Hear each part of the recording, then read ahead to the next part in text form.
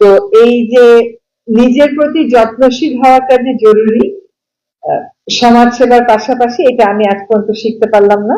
ওনার থেকে বড় একটা শিক্ষণীয় বিষয় বলে মনে করি। তো আমাকে একজন একটা কথা বলেছিলেন যে তুমি দেশ সুন্দর করার কাজ করো, নিজেই যদি সুন্দর করে না থাকতে পারো তাহলে দেশ কেমন করে সুন্দর করবা।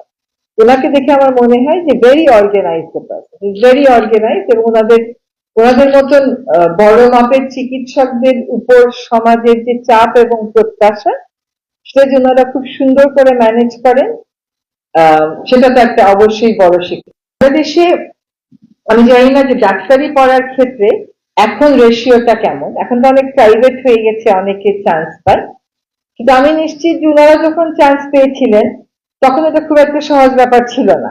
কত বছর আগে হবে আপনার? 35 যখন চান্স পেয়েছিলেন, 40 বছর। তো সেই সময় তো আমি নিশ্চিত যে এটা একটা বিপ্লবের মতন ছিল। তো সেজন্য ওনাকে অভিনন্দন, যিনি সঠিক পেশাটা বেছে নিয়ে ফোকাস রেখে কাজ করেছেন, যার জন্য জাতীয় পর্যায় থেকে ওনার স্বীকৃতিটা আন্তর্জাতিক পরিমণ্ডল থেকে এসেছে।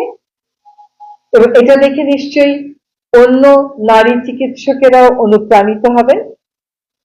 আজকে যেহেতু মেরি স্টপস এর একটা প্রোগ্রামে এসেছি, আমি আমার জায়গা থেকে কতগুলো কথা বলি, আর কিছু কিছু কথা এমনিতেও আপনাদেরকে একটু বলার দরকার, যেটা সবসময় আমরা বলার সুযোগ পাই না, বা সুযোগ ইচ্ছা করেই নেই না যে পরে সবকিছু একবারে বলবো।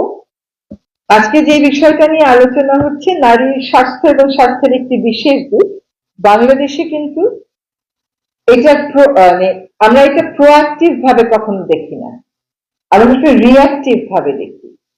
বাংলাদেশের সেক্স এডুকেশন, এটার কথা বলাই আসলে একটা নিষিদ্ধ টপিকের মতো। এটা কোনোভাবেই তো আসলে নিষিদ্ধ টপিকের মতন হওয়া উচিত না।